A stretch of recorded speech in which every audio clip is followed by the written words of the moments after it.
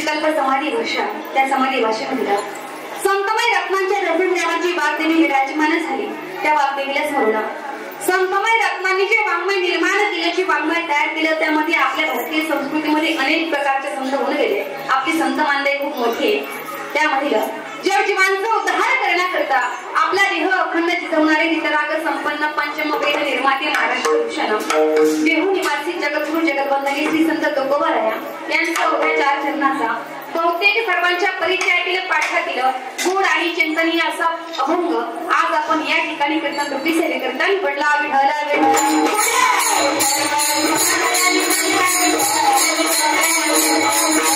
अभंग हा जगद्गुरु तुकोबारायांचा आहे. वर्णन करतात संत महात्म्यांचं. तुकोबाराय सांगतात, तुम्ही संत माय बाप कृपावंत, तुम्ही संत महात्मे माझे मायबाप आहात, कृपावंत आहात. मी पतित पामर असणारा जीव तुमची कीर्ती वर्णन करू शकत नाही. कारण की सगळं संतवांनी संत महात्म्यांनी आपल्या गल्लीच्या गावाच्या तालुक्याच्या जिल्ह्याच्या उद्धारासाठी नव्हे, अखिल विश्वाच्या उद्धारासाठी सगळं संत महात्मे या विश्वामध्ये अवतीर्ण झाले. म्हणून संत महात्मे तुमचे आमचे कोण आहेत? मायबाप आहेत. त्या संत महात्म्यांनी या ठिकाणी जीवन जगत असताना भगवंताचं नामचिंतन कशा पद्धतीने करावं, सुख कशाला म्हणतात, आपल्या जीवनामधलं सुख खरं सुख कुठे आहे, ते सुख कसं प्राप्त केलं पाहिजे, भगवंताची भक्ती करत असताना आपल्या अंतःकरणामध्ये भाव कसा असला पाहिजे, आपला स्वधर्म, निज धर्म, भागवत धर्म, व्यवहारिक धर्म, पारमार्थिक धर्म, सर्व धर्म हे कसे स्थापन केले पाहिजे, सर्व धर्म जे आहेत ते समभावाने आपण कसं जगलं पाहिजे, वागलं पाहिजे, हे सांगणारं तत्वज्ञान जर कुठलं असेल तर ते म्हणजे संत महात्मे आहेत. याच्याही पुढे जाऊन तुकोबाराय सांगतात की तुका म्हणे गुण चंदनाचे अंगी तैसे तुम्ही जगी संत जन. चंदनाच्या अंगामध्ये काही साम्य आहे, काही गुण आहेत की चंदन हे स्वतः सुगंधित असतं.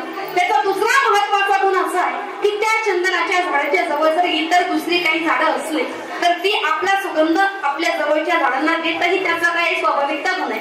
परंतु हे चंदन सुद्धा संत महात्म्यांच्या उपमेला कमी पडतं. महाराज कशा पद्धतीने कमी पडतं सांगून दिलं.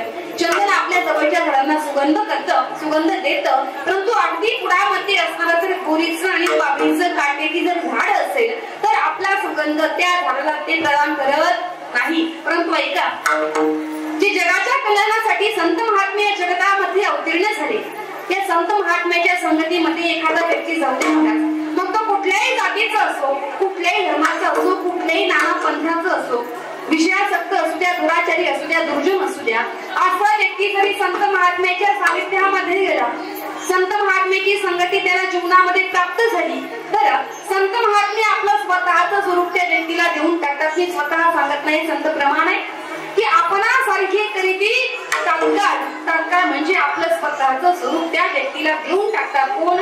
संत महात्मे. आणि म्हणून संत महात्मे तुमचे आमचे मायबाप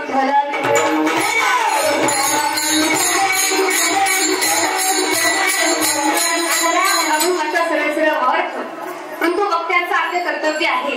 त्या निमित्ताने कीर्तन आहे तिथला अल्पसा परिहार देणं गरजेचं आहे. परापर परमेश्वर परमराज्य परमरसिक भक्त वांचन कल्पतरू भक्त वांचन दीनबंधू भगवान पांडुरंग परमात्म्याच्या कृपेनं, भगवान भोलेश्वराच्या कृपेनं या ठिकाणी चालू असलेला आपला अखंड हरिनाम सप्ताह, या ठिकाणी भोलेश्वर प्रतिष्ठान आणि आपली असणारी ज्ञानेश्वरी सेवा समिती, या ठिकाणी आजची ही गजानन महाराज प्रगट दिनानिमित्ताची हरिकीर्तन सेवा माझ्यासारख्या पामराकडे आली, ज्यांच्यामुळे या सेवेचा लाभ मला प्राप्त झाला अशी असणारे माझे पिता स्थानी, बंधुस्थानी, गुरुस्थानी आदरणीय नंदांद्रे भाऊ भगवान चिंचवणे आणि आदरणीय असणाऱ्या ताई सौभाग्यवती पूनमताई चिंचवणे ताईंची बऱ्याच दिवसापासून इच्छा होती की ताई एक का होईना सेवा आमच्या भागामध्ये, आमच्या मंदिरामध्ये झाली पाहिजे.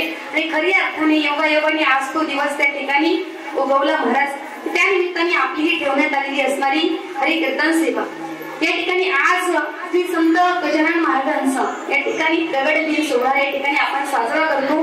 खऱ्या अर्थाने त्यांचं नामचिंतन करतो, भक्ती करतो आणि तोच दिवस म्हणून आज आपण आपल्या जीवनामध्ये फार मोठी असणारी पर्वणी ही साजरी करतो. महाराजांनी केलं पाहिजे. सात्विक कार्य आहे, धर्म कार्य आहे आणि धर्म कार्य या मृत्यू लोकांमध्ये माणूस म्हणून आपण जन्माला आलो म्हणजे हे धर्म कार्य करणं हे सर्वात मोठं आपलं कर्तव्य आहे. विठ्ठला विठ्ठला अनुषंगाने फार सुंदर असणारे नियोजन या ठिकाणी आज आपल्या भोलेश्वराच्या मंदिरामध्ये अतिशय रम्य वातावरण या ठिकाणी निर्माण झालेले आहे. कारण की आज संत महात्मे सांगतात की हा सुख सोहळा स्वर्गी नाही. जो सुख सोहळा भगवंताच्या नामचिंतनाचा, हरिकीर्तनाचा या मृत्यू लोकांमध्ये आज आपण साजरा करतो. आपण गेल्याच्या नंतर महिला मंडळ भाषा करते, माझी पुरुष वर्ग भाषा करते, आवाज देते व्यवस्थित. आपण गेल्याच्या नंतर म्हणजे पंढरपूरला, काशीला गेल्यानंतर नाही, येव लोकांची यात्रा संपूर्ण परलोकामध्ये गेल्याच्या नंतर म्हणजे आपण त्या ठिकाणी परलोकामध्ये गेल्यानंतर जर आपली इच्छा झाली त्या ठिकाणी बसून आपल्याला प्रवचन वृत्ती कीर्तन रूपी सेवा ही श्रवण करायची, तर तो सोहळा, ही सेवा, ही भगवंताचं नामचिंतन त्या ठिकाणी प्राप्त होत नाही, त्या ठिकाणी ऐकायला मिळत नाही. मग कुठं मिळतं? अरे याच देही याच डोळा भगू सुखाचा सोहळा. हा सोहळा जो आहे भगवंताच्या नामचिंतनाचा, तो फक्त आणि फक्त या व्यक्ती लोकांमध्ये जीवनामध्ये आपल्याला पाहायला मिळतो. तो सोहळा आपण सर्वजण साजरा करणार आहोत. की त्यासाठी सगळे ग्रंथांचा अभंग आपण निवडला. त्यांचं नाव आहे जगद्गुरु श्री संत तुकाराम महाराज. पतितालाही पावन करण्याची ताकद ज्या तुकोबारायांच्या अंगी होती, ती स्वतःला पतित म्हणून घेतात. प्रामुख्याने परमार्थ मधला हा पहिला टप्पा आहे. संत महात्म्यांच्या जीवनामधला पहिला प्रथम हा टप्पा आहे म्हणजे नम्रपणा. ते नम्र झाला होता तेने कोंडिले अनंता. जो व्यक्ती परमार्थामध्ये नम्र झाला, नम्रतेशिवाय परमार्थ त्या ठिकाणी होऊ शकत नाही. मला सर्वप्रथम गुण आहे नम्रता. आणि ती असणारी नम्रता संत महात्म्यांच्या जीवनामध्ये आपल्याला निश्चित स्वरूपाने पाहायला, अनुभवायला त्या ठिकाणी मिळते. महाराज ज्यांचं अभंग आपण कीर्तन रूपी सेवेकरता निवडला ते आहे जगद्गुरु श्री संत तुकोबाराय. अभंग निवडला आपण 4 चरणाचा. कधीतरी आपण विचार केला पाहिजे. आता आपल्या सप्ताहाला जवळपास 24 वर्ष पूर्ण झाले आणि फार सुंदर असणारं मंदिर भोलेश्वराचं या ठिकाणी आहे. आदरणीय भाऊंनी वयाच्या 17व्या-18व्या वर्षापासून या ठिकाणी अंतःकरणापासून धारणा होते की कुठेतरी भगवंताचं नामचिंतन झालं पाहिजे, म्हणून त्या ठिकाणी या मंदिराची उभारणी केली आणि हळूहळू हे काम जे आहे ते आता शिखरापर्यंत गेलं. म्हणजे भरपूर दिवस झाले शिखर बसून महाराज, परंतु तरी सुद्धा आणि आणखी एक इच्छा या ठिकाणी आल्याच्या नंतर मला कळालं की प्रगट केली भावने की अजून माऊली ज्ञानोबारायांचं मंदिर बांधायची आणि ती संत गजानन महाराजांचं मंदिर बांधायची त्यांची अजून अंतःकरणापासून इच्छा आहे. जर सर्व म्हणजे सर्वांनी जर साथ दिली महाराज तर निश्चित स्वरूपाने हे धर्म कार्य आहे. त्या धर्म कार्यामध्ये जेवढा सहयोग जीवनामध्ये आपण करतो महाराज, तीच आणि तीच गोष्ट फक्त जात असताना आपण जाताना सोबत घेऊन जाऊ शकतो. इतर कुठलीही गोष्ट जाताना आपल्या सोबत येत नाही. अभंग निवडला महाराज आपण 4 चरणाचा बहुतांशी आज हे त्यांनी 4थं वर्ष चालू आहे. परंतु प्रथमतः आपण गजानन महाराजांच्या प्रकट दिनानिमित्त प्रथमतः चालू वर्षी या ठिकाणी सकाळची हरिकीर्तन रूपी सेवा ठेवलेली आहे. अभंग आहे 4 चरणाचा. कधीतरी आपण या गोष्टीचा विचार केलेला आहे का की प्रत्येक महाराज मंडळी म्हणजे याच्या अगोदर भरपूर महाराज मंडळी या जागेवरती या ठिकाणी येऊन गेले, हरिकीर्तन त्यांनी केले. बहुतांशी अभंग जगद्गुरु तुकोबारायांचं असेल, माऊली ज्ञानोबारायांचं असेल, शांतीब्रह्मा नाथांचं असेल, नामदेवराय, निळोबाराय, चौकोबाराय, इतर कुठल्याही संतांचं असो, बहुतांशी आपल्याला ही गोष्ट बघायला मिळते. एकतर अभंग 3 चरणाचा असतो किंवा 4 चरणाचा असतो, 5 चरणाचा असतो, 6 चरणाचा असतो, 11 चरणाचा, 21 चरणाचा, 51 चरणाचा. परंतु बहुतांश अभंग आपण सेवा करताना म्हणतो किती चरणाचा? चरण म्हणजे काय आहे? कवी कोण थोडा कमी करायला आहे ते तुम्ही आवाज घुमतोय ना? आवाज स्पष्ट येतोय तुम्हाला? येतोय? घुमतोय ना? नॉर्मल थोडस आवाज वाढवा पण विको थोडासा कमी करा. भंग बरेच महाराज मंडळी कीर्तन रूपी सेवेकरता निवडतात महाराज. परंतु का घेतला पाहिजे किंवा का घेतात, काय कारण असेल याच्या पाठीमागचं? खऱ्या अर्थाने आपण जीवन जगत असताना आपण बोलता बोलता बनून जातो. बोलता बोलता बनून जातो. जीवन जगत असताना कमीत कमी माणसाला नाही त्या ठिकाणी जास्त गोड बोलता आलं, आपण सहज बोलता बोलता म्हणतो. किंवा माणसाला किती शब्द गोड बोलता आले पाहिजे जीवनामध्ये? तुम्ही जास्त गोड नका म्हणू, परंतु कमीत कमी किती शब्द गोड बोलता आले पाहिजे माणसाला? 4 शब्द. जीवन जगत असताना माणसाने असं जीवन जगलं पाहिजे महाराज. नाही आपली गल्ली आपल्याला चांगलं म्हटली, नाही गाव चांगलं म्हटलं, नाही जिल्हा तालुका आपल्याला चांगलं म्हटलं तरी चालेल, पण कमीत कमी किती माणसाला चांगलं म्हणलं पाहिजे? जास्त राहू, कमीत कमी किती माणसाने? 4 माणसाने तरी आपल्याला हा माणूस चांगला आहे असं आपल्या जीवनामध्ये म्हणलं पाहिजे. मग याचं खरे अर्थाने कारण काय असू शकतं महाराज? दुसरी महत्वाची गोष्ट, युग किती आहेत ना? 4. कुठले कुठले? सत्ययुग, द्वापरयुग, त्रेतायुग आणि ज्या युगामध्ये आज आपण आहोत ते कलियुग. वेद किती आहेत? 4. कुठले सांगितले संत महात्म्यांनी? ऋग्वेद, यजुर्वेद, अथर्ववेद आणि सामवेद. मुक्त्या किती आहेत? आपल्या मधल्या का मुक्त्या किती आहेत? 4. म्हणजे वेदामधल्या. कुठल्या? सर्व कथा समीपता सायुजतानी आपण आपल्या स्वतःच्या पायाने जातो चालत किती मोठा असू द्या, गडगंज संपत्ती असू द्या, त्याला किती माणसांच्या खांद्यावरती जावं लागतं? 4 माणसाच्या. म्हणजे शेवटी जात असताना आपल्याला खांदेकरी सुद्धा किती असतात? 4 असतात. म्हणजे 4 हा जो अंक आहे, 4 हा जो शब्द आहे महाराज, याला आपल्या व्यावहारिक पारमार्थिक जीवनामध्ये अनन्य साधारण महत्व दिलेलं आहे. अनन्य साधारण महत्व दिलेलं आहे. मग आपल्या 2 चरणाच्या माणसाचा उद्धार व्हावा, या 2 चरणाच्या ध्यानाचा खऱ्या अर्थाने भगवंताचं नामचिंतन करत असताना उद्धार झाला पाहिजे. त्याच्यासाठी संत महात्म्याची अभंगाची निर्मिती 4 चरणाची अभंग आपण या ठिकाणी भगवत सेवेकरता निवडलेला आहे. वास्तविक हा संत महात्म्यांचं कार्य काय आहे? संत महात्म्यांनी जगाच्या उद्धारासाठी संत महात्मे या जगतामध्ये काय झाले? अवतीर्ण झाले महाराज. त्याच प्रकारे या ठिकाणी श्री संत गजानन महाराज सुद्धा या विश्वामध्ये या ठिकाणी काय झालेले आहेत? प्रगट झालेले आहेत. आपण जसं आईच्या उदरामधून जन्म घेतला, 9 महिने 9 दिवस आपण आईच्या उदरामध्ये राहतो महाराज. असंख्य यातना जीवनामध्ये त्या ठिकाणी सहन करावे लागतात.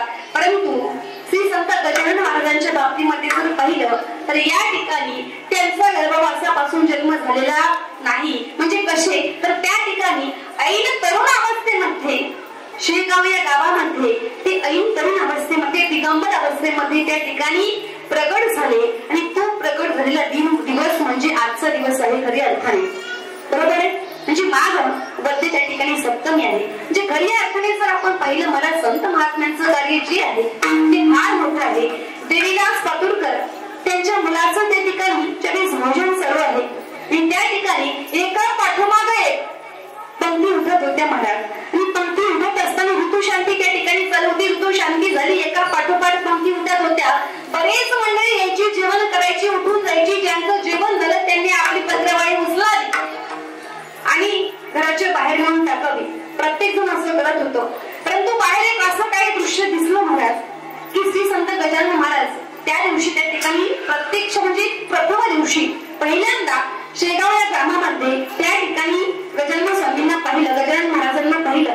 ज्या उष्ट्या टाकलेल्या पत्रवाळ्या होते त्याच्यावरती जे उष्ट अन्न शिल्लक होतं महाराज, ती त्या ठिकाणी एक एक पत्रवाळी बाजूला करून निवांत बसून ती एक एक अशी आपल्या हाताने उचलायचे, पत्रवाळीवरच काढायचे आणि आपल्या मुखामध्ये घालायचे. का असं करत असावे? का असं खऱ्या अर्थाने करत होते महाराज?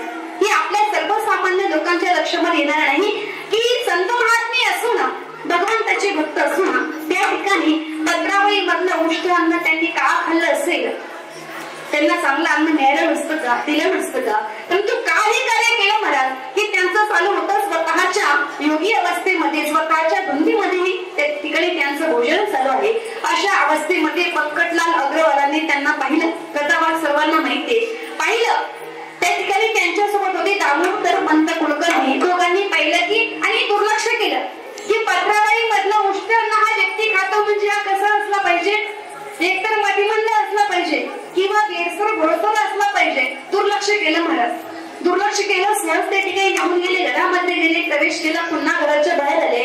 बाहेर पाहिलं तरीही त्या ठिकाणी तो असणारा तरुण जो आहे तो पत्रावळीवरचं अन्न उचलतोय, आपल्या मुखामध्ये घालतोय. न राहून बंकटलाल स्वामी त्या ठिकाणी स्वामींच्या जवळ गेले, गजानन महाराजांच्या जवळ गेले. एक प्रश्न केला, कोण आहात तुम्ही?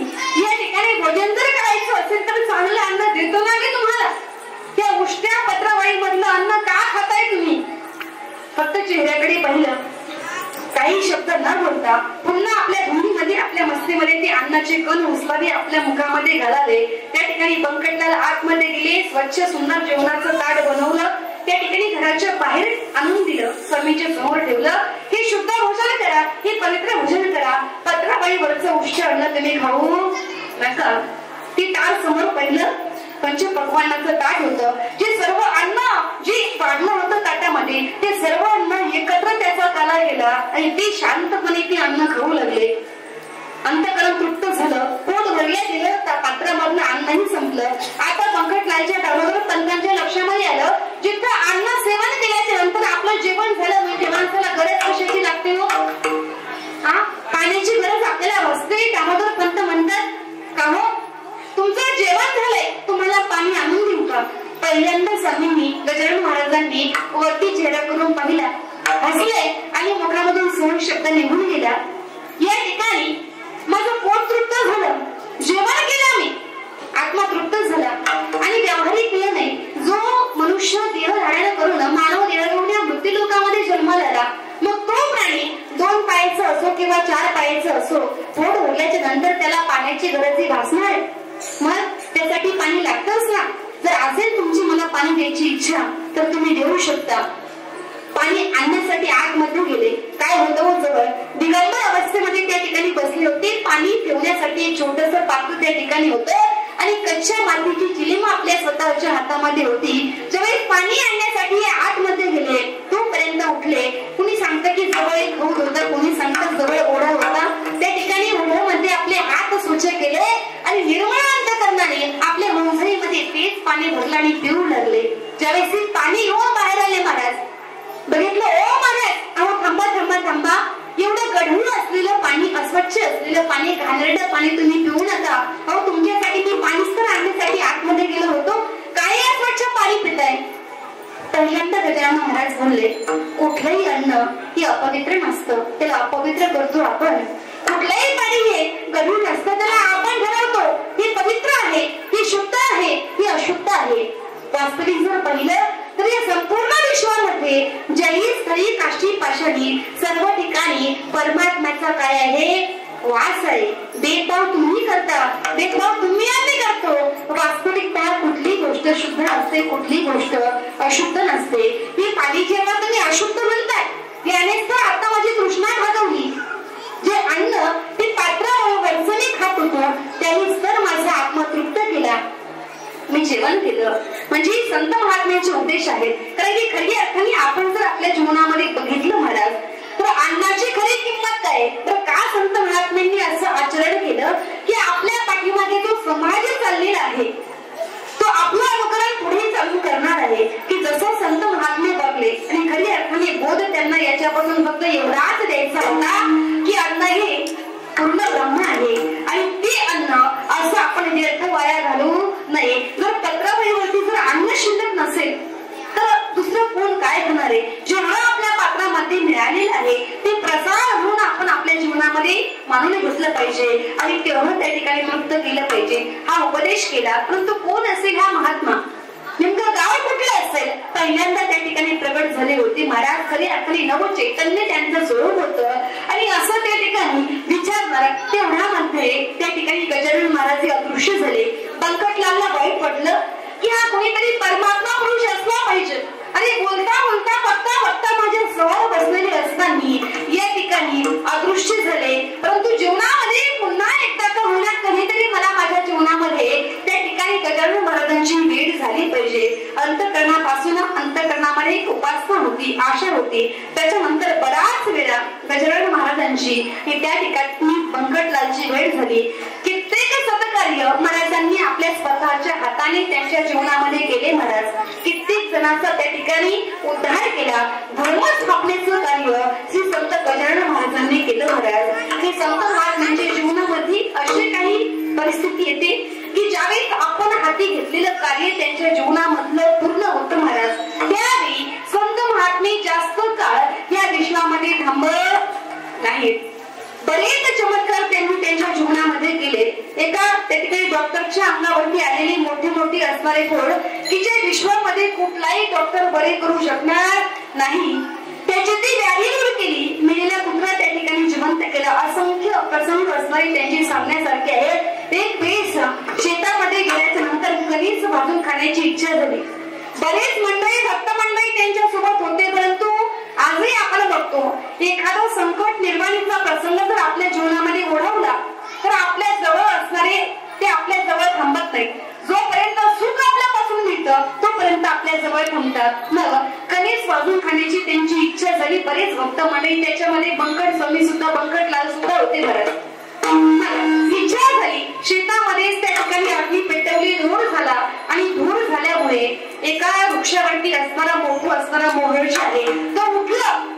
त्या माशा त्या ठिकाणी डोक्यावरती आल्या महाराज. सर्व भक्त मंडळी त्या ठिकाणावरून पळून गेले की आता आपल्याला या माशा काय करतील, सावा घेतील, त्यांचं विष आपल्या शरीरामध्ये जाईल. भक्त मंडळी पळून गेली. परंतु गजानन महाराज एका जागी स्थित त्या ठिकाणी आहेत. आणि अंतःकरणापासून भगवंताचं नामचिंतन त्यांचं चालू आहे. भरपूर माश्या आल्या, शरीराला चाबा घेतला. बंकटलालने हे दृश्य पाहिलं की मी स्वतःला स्वामींचा सेवक, महाराजांचा सेवक म्हणून घेत होतो. मी त्यांची साथ सोडली, मी पळून आलो, पुन्हा पाठीमागे गेले आणि जवळ गेले. पुन्हा बंकटलाल आपल्या जवळ येतो असं पाहिलं आणि त्या ठिकाणी गजानन महाराजांनी माशांना सांगितलं, आता तुमचं कार्य संपलं, आता तुम्ही जाऊ शकता. असंख्य माशा शरीरावरती चावल्या होत्या. आता बंकटलाल जवळ आले, महाराज असंख्य यातना होत असतील, थांबा, मी आता जातो, सोनार घेऊन येतो आणि तुमच्या शरीरामध्ये जी माशांची काठी रुतलेली आहेत ना ते मी काढतो. काही गरज नाही, काही गरज नाही. त्या माशा म्हणजे दुसऱ्या कोणी नाही, माशा म्हणजे मीच आहे. त्या माशाचे जे रुतलेले काटे, तू काटे म्हणतोस, ते काटे सुद्धा मीच आहे. म्हणजे या संपूर्ण विश्वामधल्या जेवढ्या वस्तू आहेत, जेवढ्या गोष्टी आहेत, त्या सर्व वस्तू गोष्टीमध्ये परमात्म्याचा अंश आहे आणि आपला देह सुद्धा परमात्म्याच्या अंशापासून तर निर्माण झाला. भगवान श्रीकृष्ण परमात्मा सुद्धा गीतेमध्ये सांगतात की ममैव अंशो जीव लोके जीव बुद्ध सनातन, सर्व ठिकाणी मी आहे, काही गरज नाही सुमाराला घेऊन यायची. त्या ठिकाणी योग सामर्थ्य होतं महाराज. या ठिकाणी श्वास रोखला, आपलं शरीर फुगवलं आणि सर्व असणारी विषारी काठी आपोआप त्यांच्या शरीराच्या बाहेर पडली. अशा असंख्य स्मरणीला त्यांच्या स्वामींच्या आणि गजानन महाराजांच्या जीवनामध्ये त्यांनी अवलंब केला. त्याच स्वामींची भक्ती जीवनामध्ये अंतःकरणापासून आपण करायची महाराज. आपण भगवंताचं नामचिंतन करतो. एक वेळेस असं झालं की मी सुरुवातीलाही सांगितलं, संत महात्म्यांचं कार्य आपल्या जीवनामधलं संपल्यानंतर ते या मृत्यूलोकामध्ये जास्त काय थांबत नाहीत. पंढरपूरच्या पांडुरंग परमात्म्याचं दर्शन घेण्याकरता आषाढी वारीला, आषाढी एकादशीच्या दिवशी आपले काही भक्त मंडळी घेऊन गजानन महाराज त्या ठिकाणी पंढरपूर मध्ये गेले. पंढरपूर मध्ये प्रवेश केला, चंद्रभागेमध्ये स्नान केलं. हरी पाटील सुद्धा त्यांच्या सोबत होते. स्नान केलं, भगवंताचं दर्शन घेतलं, भगवंताला समोर उभं पाहिलं. ते सुंदर ते ध्यान उभे विटेवरी करत कटेवरी ठेवून या भगवंताचं तेजपुंज असणारे शरीर पाहू लागले, नमस्कार केला आणि भगवंताच्या समोर त्यांनी एक इच्छा व्यक्त केली, देवा तुमच्या आज्ञेनुसार या मृत्यूलोकामध्ये मी जन्म घेतला, त्या मृत्यूलोकामध्ये मी प्रगट झालो, अवतीर्ण मी झालो या मृत्यूलोकामध्ये.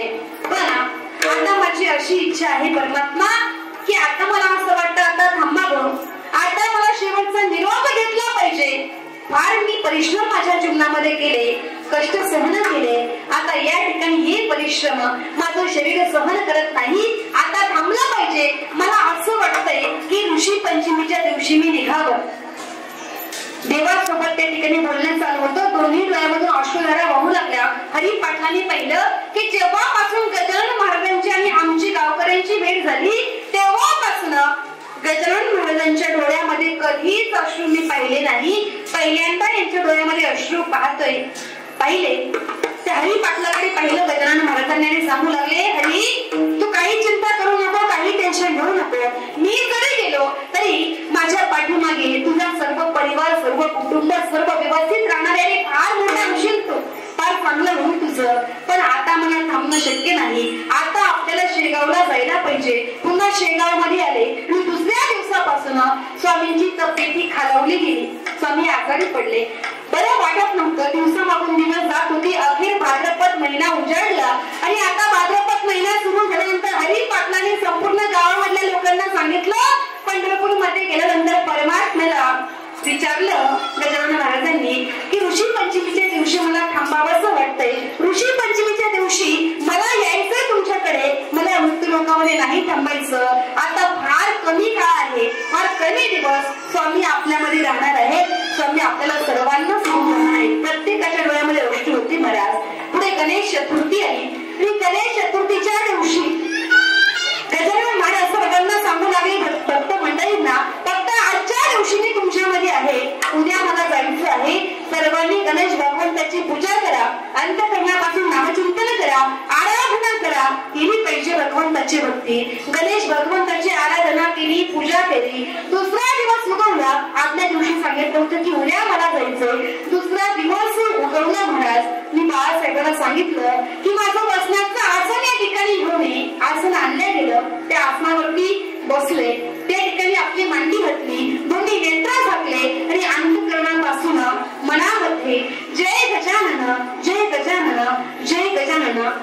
मंत्राचा उद्घोष जो आहे, मंत्रघोष आपल्या मुखामध्ये करू लागले आणि त्या ठिकाणी आपल्या योग सामर्थ्याने आपलं स्वतःचं शरीर जे आहे, आपला जो आत्मा आहे, ते शरीर जे आहे ते शरीर सोडलं, मला शरीर हे निर्जीव झालं आणि श्री संत गजानन महाराजांच्या देहामधून तो आत्मा बाहेर पडला. परंतु बाहेर पडण्याच्या अगोदर सुद्धा सर्वांना सांगितलं की मी जरी गेलो तरी आत्मा हा कधी मरत नाही, कोणाचाही आत्मा कधी मरत नाही. का मरत नाही? कारण की आत्मा हा भगवंताचा अंश असतो.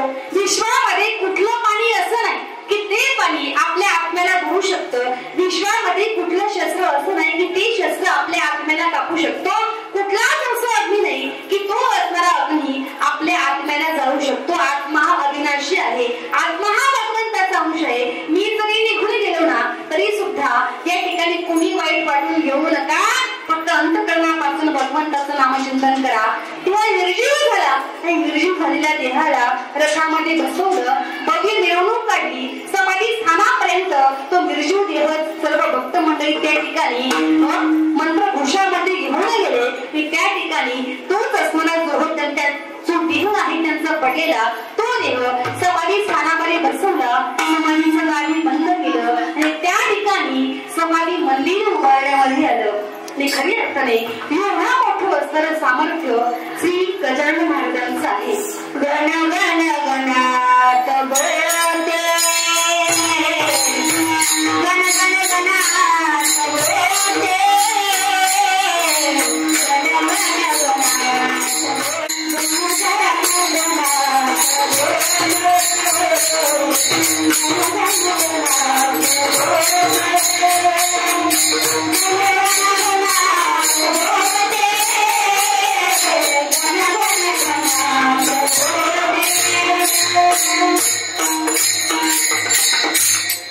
हे भजन अंतःकरणापासून त्यांच्या मुखामध्ये होती महाराज. आजही आपण बघतो की जेवढे श्री संत गजानन महाराजांचे भक्त आहेत, वास्तविक जर पाहिलं तर संत स्वरूप हे भगवंताचं असतं आणि देवते संत, देवते संत निमित्त त्या प्रतिमा देव तेच संत आहेत, संत तेच देव आहेत. निमित्त मात्र आपण वेगळे वेगळे म्हणतो आणि त्यांचं नामचिंतन अंतःकरणापासून आपल्या सर्वांना करायचंय. कारण की तोच असणारा योग्य असणारा मार्ग संत महात्म्यांनी आपल्या जीवनामध्ये आपल्या सर्वांना दाखवलेला आहे. या मृत्यूलोकामध्ये आपला जन्म झाला, महिला वर्ग पुरुष वर्ग लक्षपूर्वक आहे का? अनायासे हा नरदेह जीवनामध्ये आपल्याला प्राप्त झाला. सहजासहजी हा नरदेह जीवनामध्ये आपल्याला मिळत नाही. कधी प्राप्त होतो? अरे पाप पुण्य समान नाही तरीच पाहिजे कर्मभूमी. ज्यावेळी आपलं पाप आणि पुण्य हे दोन्ही समान अवस्थेमध्ये प्राप्त होतं त्याच वेळी आपण माणूस म्हणून या मृत्यूलोकामध्ये जन्माला येत असतो. सहजासहजी जन्म आपला होत नाही. 3 प्रकारचे वर्ग या मृत्यूलोकामध्ये पडतात. एकाला आणावं लागतं, एकाला यावंच लागतं आणि एक येत असतात. आणावं कुणाला लागतं. आणावं तुम्हाला लागतं तर नव्यास अजिबात नाही. आणावं लागतं परमात्म्याला. ज्याच्या धर्माचा ह्यास झाला, अधर्माची वाढ झाली, त्यावेळेस निर्गुण निराकार परमात्मा या मृत्यूलोकामध्ये सगुण साकार स्वरूप त्याने धारण केलं. परंतु स्वतःच्या इच्छेनं केलं नाही. अरे आम्ही याला रूपावळे करुणे खळे हरिदासी. अरे यदा यदा हि धर्मस्य ग्लानिर्भवति भारत अभ्युत्थानम धर्मस्य तदात्मानं सृजाम्यहम्. कशासाठी आले परमात्मा? परित्राणाय साधूनां विनाशाय दुष्कृतां धर्म संस्थापनार्थाय संभवामी युगे युगे. धर्माची स्थापना करण्याकरिता परमात्मा युगायुगामध्ये प्रकट झाला. परंतु कुणाच्या इच्छेनुसार? संत महात्मे, साधू महात्मे, मुनी, पृथ्वी माता हा धर्म याच्यामुळे परमात्मा हा प्रकट झाला महाराज. म्हणजे खरी अर्थाने भगवंताला आणावं लागतं. तुम्हाला आम्हाला आणायची गरज नाही. तुम्हाला आम्हाला यावंच लागतं महाराज. काय यावं लागतं? आपली इच्छा जरी नसली की आता या मृत्यूलोकामध्ये मानव देह घेऊन जन्माला यायचं नाही तरी यावं लागतं. आपल्याला यावंच लागतं. याच्या पाठीमागे 3 कारणं संत महात्मे सांगतात. पहिलं कारण आहे आपल्या मागच्या जन्मामधलं कर्म ही पुढच्या जन्माला येण्यास कारण. मागच्या जन्मामधलं पाप ही पुन्हा जन्माला येण्यास कारण आणि पाठीमागच्या जन्मामधली वासना ही पुन्हा जन्माला येण्यास कारण. पाप कर्म वासना. कर्म हे एवढं विचित्र आहे महाराज, एवढं विचित्र. कर्म हे भोगल्याशिवाय चुकत नाही. व्यवहारामध्ये महिला मंडळ आपण एक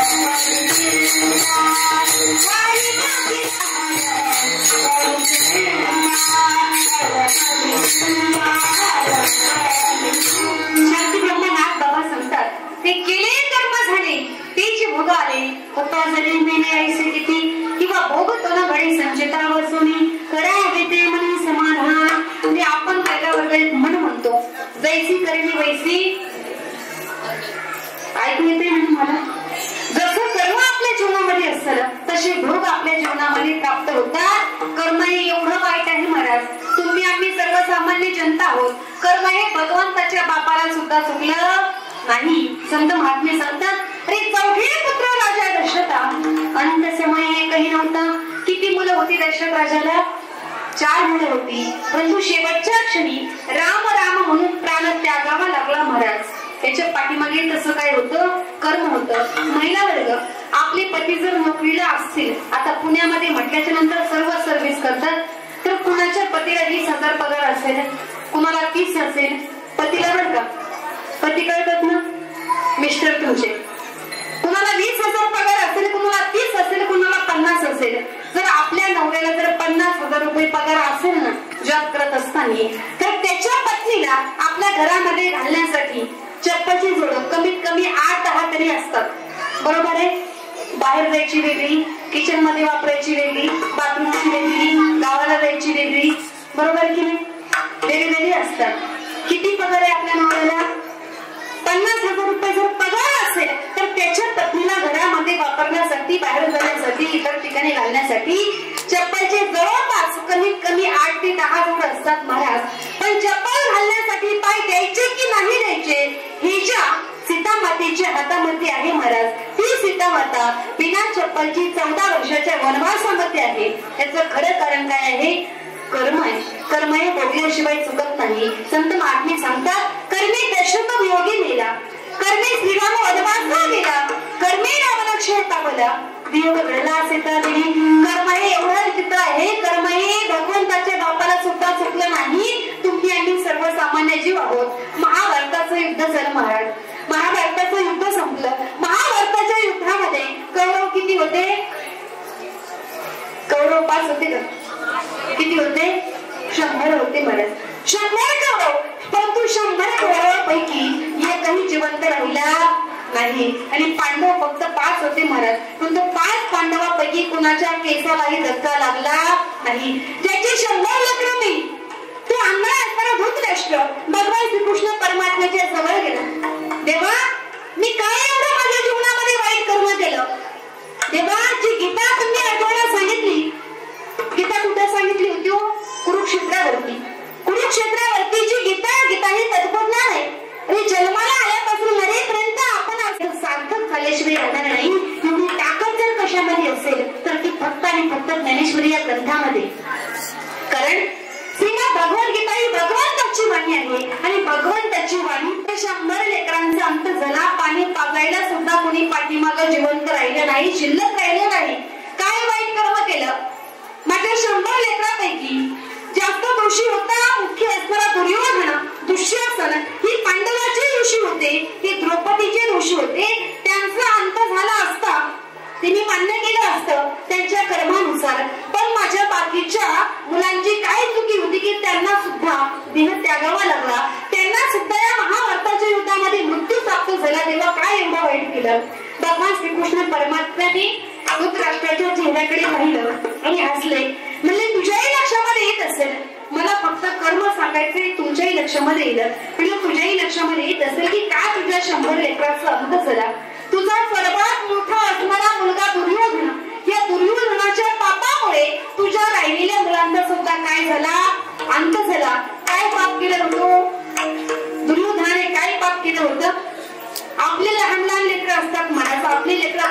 वर्षाचे, 10 वर्षाचे, 16 वर्षाचे होतात. आपलं लेकरू 16, 17, 18 वर्षाचं जरी झालं तरी आपण काय म्हणतो, माझा मुलगा कसा आहे, लहान आहे. वयाच्या 16व्या वर्षी दुर्योधन हा आपल्या मामाच्या गावाला गेला. कुठे गेला, मामाच्या गावाला गेला. कितव्या वर्षी, 16व्या वर्षी आपल्या मामाच्या गावाला गेला. आता मामाच्या गावाला आपण सुद्धा जातो महाराज, मामाच्या गावाला आपण जातो, 4-8 दिवस राहतो आणि पुन्हा आपल्या घरी स्वतःच्या निवासस्थानी आपण परत येतो. दुर्योधन वयाच्या 16व्या वर्षी मामाच्या गावाला गेला. तिथे त्यांनी अशी क्रांती केली. या दुर्योधनाला सुद्धा 100 मामा होते. किती, 100 मामा होते. या दुर्योधनाने काय केलं, वयाच्या 16व्या वर्षी त्या ठिकाणी गेला. तर त्याच्या मामाचं गाव म्हणजे दुर्योधनाच्या काळामधलं, त्या काळामधलं गांधार, त्या काळामधलं गांधार, आणि त्या काळामधलं गांधार म्हणजे आत्ताचं कंधार, आणि आत्ताचं कंधार म्हणजे अफगाणिस्तानची राजधानी. त्या दुर्योधनाच्या मामाचं गाव. 100 मामा होती. त्यांनी 100चे 100 मामा जेलमध्ये टाकले. कुणी, भाषाने, सख्या भाषाने 100 मामा जेलमध्ये बंद केले. जसं भगवान श्रीकृष्ण परमात्म्याच्या माते पितेची अवस्था केली होती महाराज, वसुदेव देवकी मातेशी, तशी अवस्था 100 मामा जेलमध्ये बंदिस्त केले. पण फक्त बंदिस्त केलं नाही, आज कैदी जर असले ना, जे गुन्हा करून जेलमध्ये गेले, त्यांना तरी 3 टाइम व्यवस्थित खायला मिळतं महाराज, व्यवस्थित खायला मिळतं. पण यांनी 100चे 100 सख्खे मामा जेलमध्ये टाकले आणि त्यांना आहार द्यायचा, म्हणजे खाण्यासाठी भोजन द्यायचा. हरभरे फुटाणे माहितीत का, फुटाणे माहितीत, 4-10 फुटाणे, 4-10 हरभरे प्रत्येकाच्या वाट्याला रोज त्या ठिकाणी 1 टाइम द्यायचं. मला सांगा, 8-10 फुटाणे खाऊन माणूस किती वर्ष जगल, किती वर्ष जगल, वर्ष 6 महिने नाही मरत. 8-10 फुटाणे खायला मिळत होते. अशी तब्येतीने तगडीची तगडी असणारी मामा लुकडे सुकडे होऊन गेले. आणि त्या 100 मामांनी एकत्र बैठक घेतली. त्यातला एक ज्येष्ठ मामा होता. त्या मामाचं नाव काय होतं, शकुनी मामा. आणि तेवढाच एकटा मामा आपल्याला सगळ्यांना माहिती. बैठक घेतली त्याने जेलमध्ये आणि सर्व मामांना सांगितलं, म्हटलं हे बघा, आपला सखा बसा.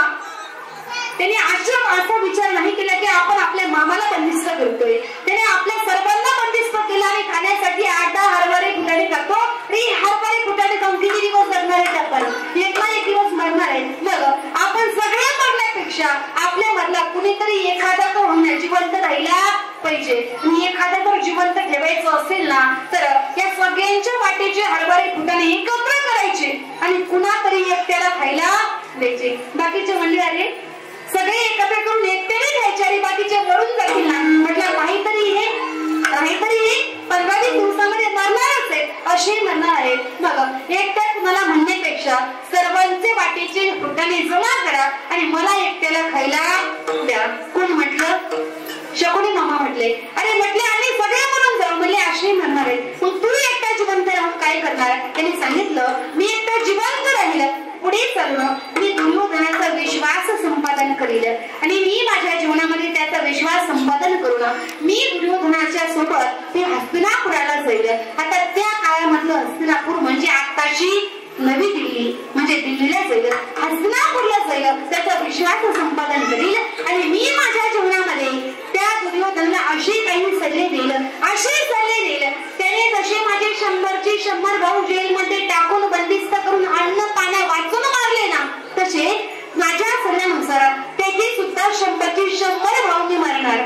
कोण म्हटलं असं, शकुनी मामा म्हटले. आजही तुमच्या लक्षामध्ये येईल की हस्तिनापुरामध्ये त्या ठिकाणी सल्लागार समिती नव्हती. कुणाची नेमणूक होती, शकुनी मामाची होती. कारण की दुर्योधना कुणाचंच ऐकत नव्हता महाराज, कुणाचं ऐकत नव्हता, फक्त शकुनी मामाचं त्या ठिकाणी ऐकत होता. त्याचा परिणाम असा झाला की पातक या ठिकाणी दुर्योधनाने केलं महाराज.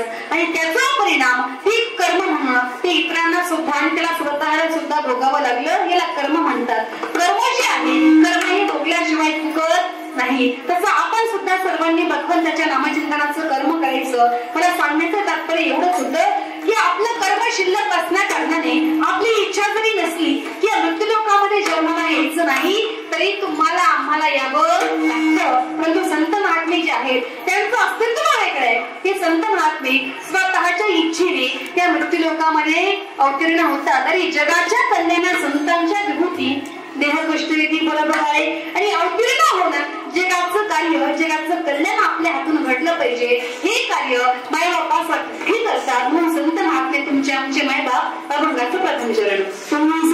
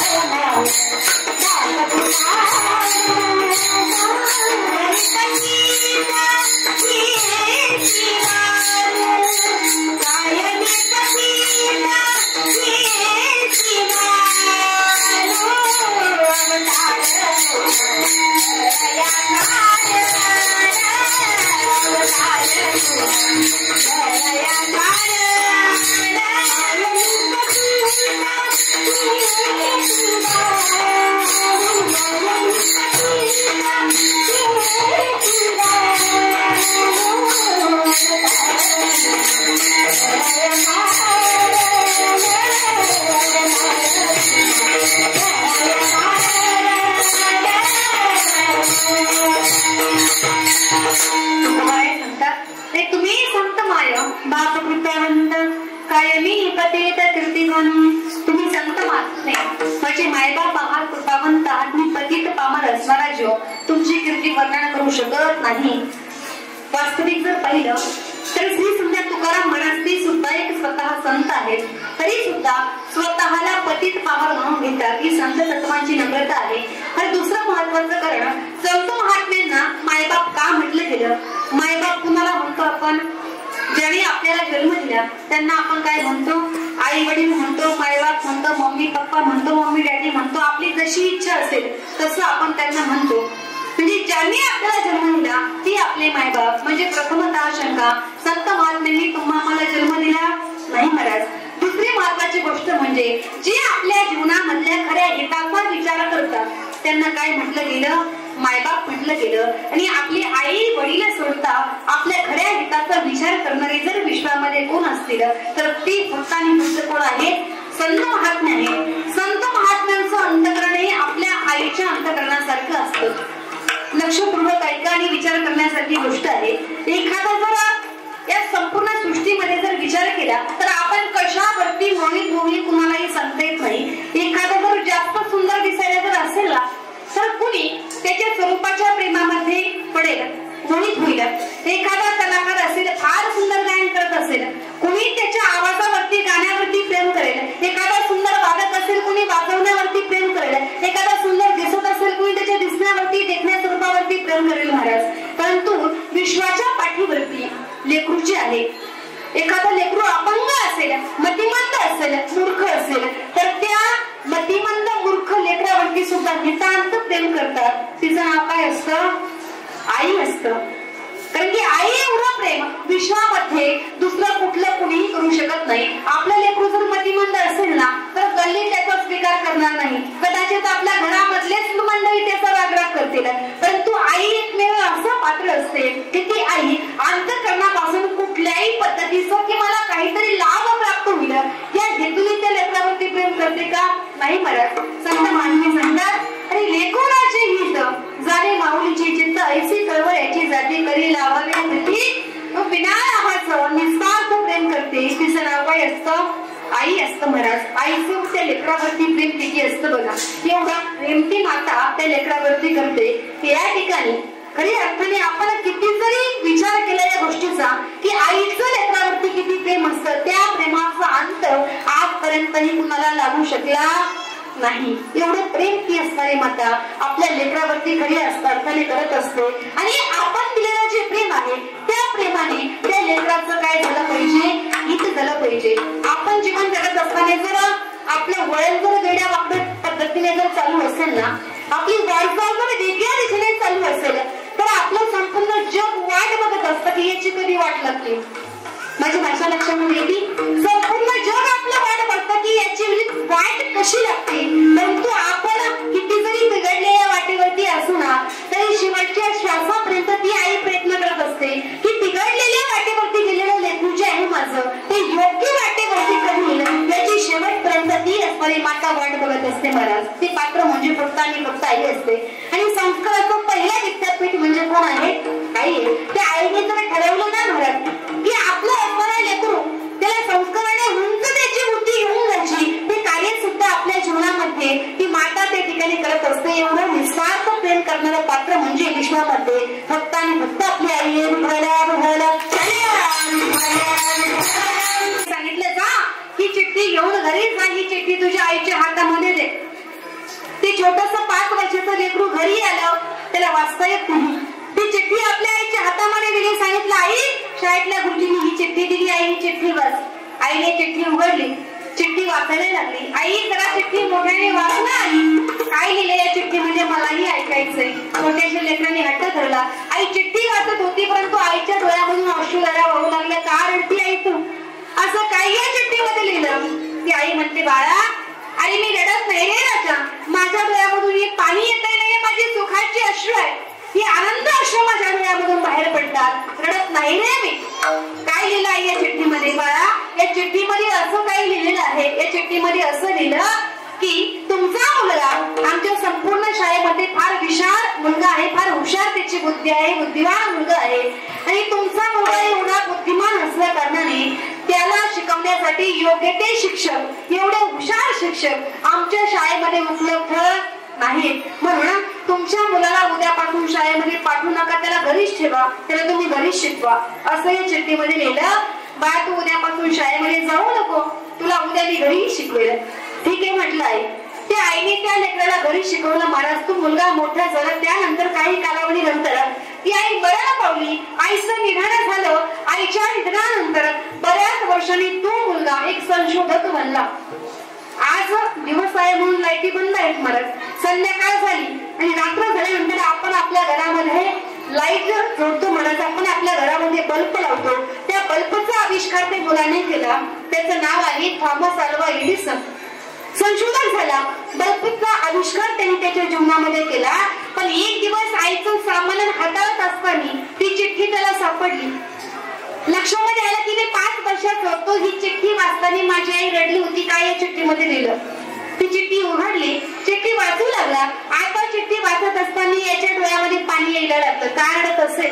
त्या चिठ्ठीमध्ये असं लिहिलं होतं की तुमचा मुलगा हा मानसिक दृष्ट्या अपंग आहे, मतिमंद आहे आणि तुमचा मुलगा बुद्धीने मतिमंद असल्या कारणाने आम्ही त्याला आमच्या शाळेमधून काढून टाकत आहोत. उद्यापासून त्याला शाळेमध्ये पाठवू नका, कारण की मुलगा कसा आहे? मतिमंद आहे. आम्ही त्याला काही शिकू शकणार नाही, त्याला बुद्धी नाही, बुद्धी अपंग आहे. की त्या चिठ्ठीमध्ये वाचलं. दोन्ही डोळ्यामधून अश्रुधारा वाहू लागल्या. त्या दिवशी खरंच त्याला अंतःकरणापासून वाटलं असेल की आपल्या आईचे शब्द म्हणजे ही दुधारी तलवार असते. जर त्याच दिवशी माझ्या आईने मला असं सांगितलं असतं की मी मानसिक दृष्ट्या अपंग आहे, तर आज या संशोधकापर्यंत जी काही माझ्या जीवनामध्ये जी वाटचाल झाली ती घडली नसती. मी या स्टेज पर्यंत येऊन कधी पोहोचलो नसतो. ही उपकार जर माझ्या जीवनामध्ये कुणाचे असतील तर ते कुणाचे आहेत? माझ्या आईचे आहेत. म्हणजे खरी अर्थाने या स्टेज पर्यंत ती माताच्या लेकराचे उच्च विचार घेऊन गेली. संस्कार ते आईने दिले महाराज. छोटस 6-7 वर्षाचं लेकरू बापाच्या मांडीवरती बसलं. आपल्यालाही लेकरं असतात. आपण ते लहान लहान लेकरांना स्वप्न दाखवतो. बाळा तुला मोठं झाल्यानंतर काय व्हायचं? इंजिनियर व्हायचं तुला? ती बाळ म्हणतात इंजिनियर म्हणजे काय असतं, डॉक्टर म्हणजे काय असतं कळतं का छोट्या लेकरांना? कळतं नाही कळत महाराज. पण आईने शिकवलं ना. हो आई मला कलेक्टर व्हायचंय, हो आई मला डॉक्टर व्हायचंय. 7 वर्षाचं लेकरू बापाच्या मांडीवरती बसलं. बापाने सहज प्रश्न केला बाळा तुला मोठं झाल्यानंतर काय व्हायचं? ते 7 वर्षाच्या लेकराच्या तोंडातून सहज शब्द निघून गेला बाबा मला की नाही मोठं झाल्यानंतर मला टांगा हाकणारं व्हायचंय. काय म्हटलं पोरग? टांगा हाकणारं व्हायचंय. राग आला महाराज बापाला. बापाने त्याच्या कानाखाली मारलीये. का? बाप म्हटला मूर्ख अक्कल आहे का तुला? बाप वकील आहे तुझा आणि वकिलाचं पोरग म्हणते मला टांगा हाकणारं व्हायचंय. राग नाही येणार का? राग येणार ना. वकिलाचं पोरग म्हणते मला बापाला पोरगा रडायला लागला आणि त्या पोराचा लेकराचा आवाज किचन पर्यंत गेला. ती किचन मध्ये माता माऊली स्वयंपाक करत होती. धावत पळत बाहेर आली. ते लेकरू उचललं, डोक्यावरून हात फिरवला, त्याला कडेवरती बसवलं. काय झालं राजा, काय झालं, का रडतो, कुणी मारलं तुला? आई, मला बाबाने मारलं. बाबाच्या मांडीवरती बसलं. बाबाने प्रश्न केला, मोठे झाल्यानंतर काय व्हायचं? मी सांगितलं टांगा हाताला व्हायचं. बाबाने मला मारलं. रडू नकोस. त्या लेकराला कडेवरती घेतलं, घरामध्ये घेऊन गेली. घराच्या भिंती समोर त्या ठिकाणी ती माता उभी राहिली. त्या भिंतीच्या भिंतीवरती सुंदर असं भव्य दिव्य मोठं चित्र रेखाटलेलं होतं. त्या चित्राच्या समोर ती आई समोर उभी राहिली आणि त्या लेकराला सांगू लागली, ऐक राजा, तुला टांगा हाकणारा व्हायचंय ना, तर टांगा हाकणाराच हवं. पण जशी लोक पंढरपूरमध्ये टांगा हाकतात ना, तसं हो नको. जर टांगा हाकणारा व्हायचं असेल तर हे बघ, या चित्रामध्ये दिव्य असणारा रथ दिसतो. म्हटले, हो आई, या रथाला पांढरे शुभ्र घोडे जमलेले आहेत. या घोड्याचा लगाम एका परमात्मा पुरुषाच्या हातामध्ये आहे. तो परमात्मा पुरुष दुसरा तिसरा कुणी नसतो ना, भगवान श्रीकृष्ण परमात्मा, एक योगेश्वर कृष्ण परमात्मा आहे. तुला जर टांगा हाकणारा व्हायचंय ना, तर भगवान श्रीकृष्ण परमात्म्यासारखं हो. ही श्रेष्ठ व्यक्तिमत्व हो, ही शिकवण त्या लेकराला त्या मातेने दिली. महाराज तेच लेकरू पुढे करणं जीवनामध्ये स्वामी विवेकानंद झाले. तेच लहान लेकरू स्वामी विवेकानंद झाले. महाराज आजही भारतामध्ये विद्वानाच्या यादीमध्ये जर पाहिलं तर सर्वप्रथम स्वामी विवेकानंदांचं नाव येतं. त्यांची माता म्हणजे भुवनेश्वरी, या ठिकाणी वडील म्हणजे विश्वनाथ दत्त वकील होते महाराज. म्हणजे सांगण्याचं तात्पर्य की आपल्या लेकराला योग्य संस्कार दिल्याचं कार्य जर आपल्या जीवनामध्ये कोण करत असेल तर ती म्हणजे कोण असते? फक्त आणि फक्त आपली माता असते आणि फक्त आणि फक्त आपले वडील असतात. आई वडीलच आपल्या जीवनामधल्या खऱ्या हिताचा विचार करू शकतात. परंतु आपली शोकांतिका बघा, तीच आई जिवंत असेपर्यंत त्या आईची किंमत, त्या वडिलांची किंमत समाजाला कळत नाही. आणि गेल्याच्या नंतर आपण किती जरी टाहो पुढला मारत तरी ती गेलेली असणारी माता आणि वडील पुन्हा विश्वामध्ये पुन्हा आपल्याला कधी दिसत नाही. फक्त आणि फक्त फोटो मध्ये त्यांची पूजा आपल्याला करावी लागते. ते आई जाणं हे दुःख काय असतं? आई जाणं हे दुःख काय असतं? लग्न झालेल्या व्यक्तीला विचारू नका. ज्या लेकराची लहानपणी आई त्या लेकराला सोडून गेली, ते दुःख काय असतं त्या मातेला विचारा म्हणायचं. माऊली ज्ञानोबा यांच्या स्वतःच्या जीवनामधले, माऊली ज्ञानोबा यांच्या मुखामधले उद्गार आहेत. माऊली ज्ञानोबा सांगतात की मी माऊली ज्ञानोबा आहे, मी जगतासाठी या ठिकाणी विश्वात्मक देवाकडे विश्वासाठी मी पसायदानाचं दान मी माझ्या जीवनामध्ये मागितलं. मी माझ्या जीवनामध्ये ज्ञानेश्वरी सारखा विराट असणारा ग्रंथ लिहिला. सांगतो 65 लिहिली, अमृत अनुभव लिहिला, हरिपाठाची निर्मिती मी केली. मी माझ्या जीवनामध्ये सर्व प्राण्यामध्ये निर्बुद्ध असणारा प्राणी रेड्याच्या मुखामधून वेद वदवून घेतले, वेद बोलून घेतले. मी माझ्या जीवनामध्ये निर्जीव असणारी भिंत चालवली. एवढं सर्व मी जरी माझ्या जीवनामध्ये केलं असेल ना, तरी मी हे सर्व केल्यानंतर माझ्या पाठीवरती कौतुकाची थाप टाकणारे माझे वडील विठ्ठल पंत ते आज जिवंत नाही टाकू शकत माझ्या पाठीवरती थाप. हे सर्व पाहून माझ्या डोक्यावरून माईने हात फिरवणारी माता माझी रुक्मिणी माता, माझी आईच आहे. रुक्मिणी माता नाही आज जिवंत, म्हणजे विश्वाची माऊली जे जगाची आई झाली त्यांना सुद्धा आपल्या आईची वडिलांची कमतरता वाचली. महाराज परमात्म्याला सुद्धा आई वडिलांची कमी वाचली. अरे स्वामी तिन्ही जगाचा आई विना उतारे, तर तुम्ही आम्ही सर्वसामान्य जीव आहोत. आई वडिलांची किंमत जिवंत असेपर्यंत आपल्याला कळत नाही. ते फक्त आणि फक्त तुमच्या आमच्या हिताचा विचार करतात. मग आपला मुद्दा फक्त हा आहे की संत महात्म्यांना आई वडील म्हणण्याचं कारण काय आहे? संत महात्म्यांना का आई वडील म्हटलं गेलं? तर संत महात्मे सुद्धा फक्त आणि फक्त आपल्या हिताच्या जीवनामध्ये काय करतात? विचार करत असतात.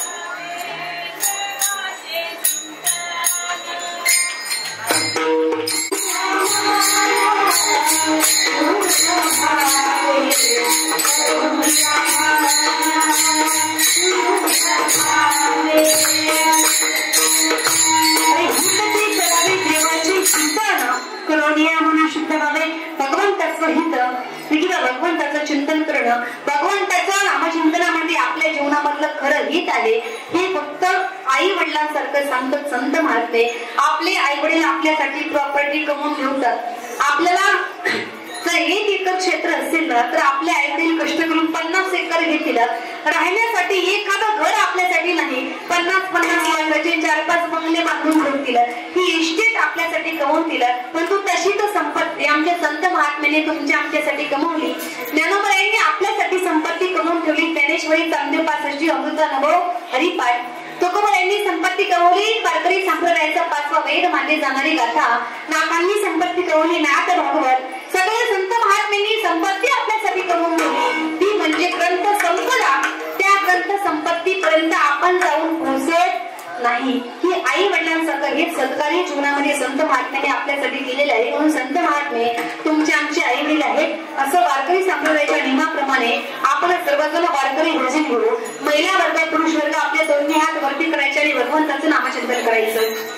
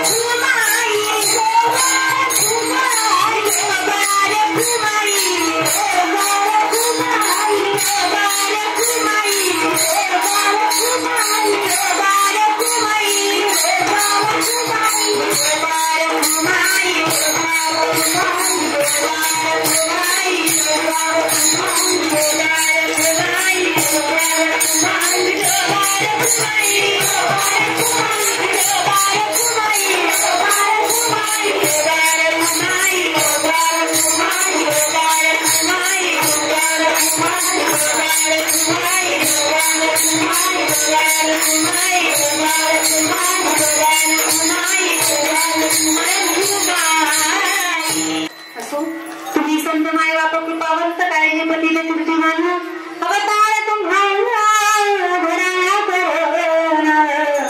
उद्धरायाच्या नगर जीवन जनजीवांचा उद्धार करण्यासाठी संत महात्मे या जगतामध्ये अवतरण झाले. भक्तिभाव धर्म या सर्व गोष्टीची स्थापना संत महात्म्याने संत कार्य आपल्या जीवनामध्ये केलं. सर्वसामान्य जीवाला धर्म कळायला पाहिजे, परमार्थ कळायला पाहिजे, आपल्या जीवनामधलं सुख आपल्या जीवनामध्ये वाढलं पाहिजे. महाराज ही याचना अंतःकरणापासून जर कुणी केली असेल तर ती फक्त आणि फक्त संत महात्मे आहेत. संत महात्म्याने जगद्गुरु तुकाराम महाराजांनी उपदेश केला की आपल्या जीवनामध्ये जे काही पाठीमागे भूतकाळामध्ये घडून गेलं ते मागे गेले ते पाहू नका, पुढे जामीन आहे तुका. मागचं आयुष्य सोडायचे, आयुष्य आपलं राहिलेलं आहे शिल्लक तेवढं भगवंताच्या नामचिंतनामध्ये घालवा. अरे आता तरी पुढे हा शिवोपदेश नका करू नाश आयुष्याचा लायलेलं आयुष्य भगवंताच्या चिंतनामध्ये घातलं पाहिजे. सर्वसामान्य लोकांना सुद्धा धर्म कळायला पाहिजे. माऊली मनोवरांनी प्रयत्न केले, जगद्गुरु तुकाराम महाराजांनी प्रयत्न केले आणि शांतिक्रम एकनाथ महाराजांनी सुद्धा प्रयत्न केले. शांतिक्रम नाथ महाराजांच्या काळामध्ये भगवंताचं नामचिंतन परमार्थ करणं एवढं सोपं नव्हतं महाराज. परंतु अशा काळामध्ये सुद्धा समाज हा एकत्रित जमला पाहिजे त्याच्यासाठी त्यांनी भारुडाची रचना केली. किमान भारुडाच्या निमित्ताने का होईना लोक समाज एकत्र येईल आणि भगवंताचं नामचिंतन भगवंताची कथा कीर्तन या उद्देशाने तुम्ही चालू होतील. त्यामुळे ब्रह्म एकनाथ महाराजांनी भारुडाची रचना केली. नाथ महाराजांनी त्यांच्या जीवनामध्ये पिंगळ्यामधून सुद्धा फार सुंदर त्या ठिकाणी उपदेश केला की या ठिकाणी आता जरी माझं नाही तुम्ही ऐकलं तरी पुढे जाऊन दुसरा कुणीतरी तुम्हाला योग्य उपदेश करण्यासाठी माझ्यानंतर सुद्धा दुसरा कुणीतरी पुन्हा उपदेश केला महाराज. याचं कारण फक्त एवढंच होतं की समाजाला भगवंताचं नामचिंतन परमार्थ धर्म या सर्व गोष्टी आपल्या जीवनामध्ये कळायला पाहिजे.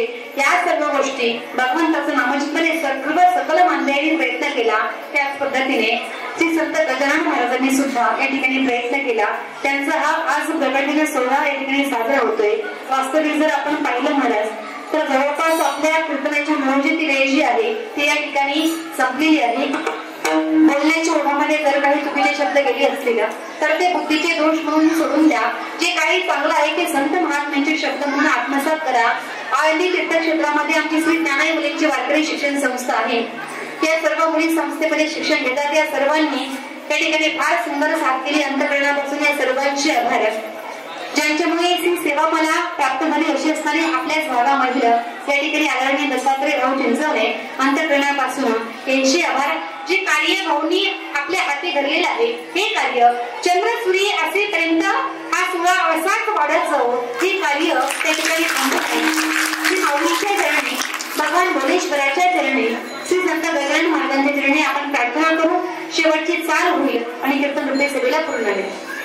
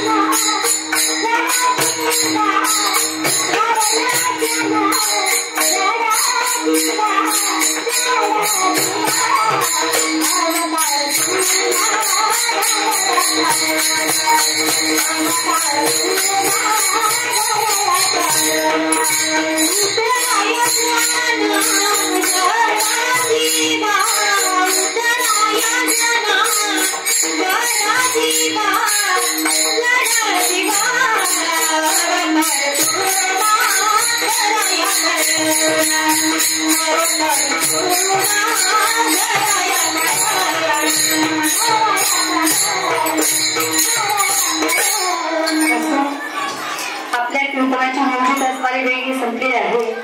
त्यामुळे सर्व गुरुजन महिला वर्ग, महिला भगिनी, सर्व टाळकरी मंडळी अंतःकरणापासून यांनी सर्वांनी फार सुंदर साथ केली. अंतःकरणापासून यांची आभार.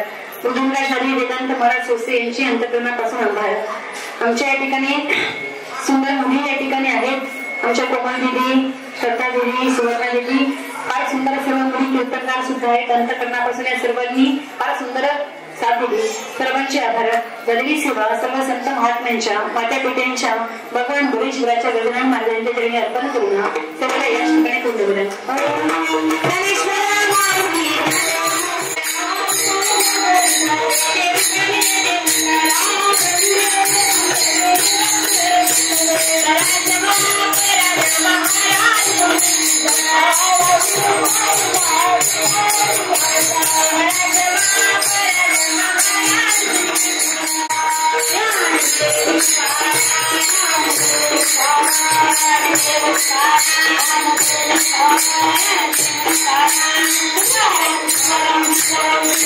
Thank you.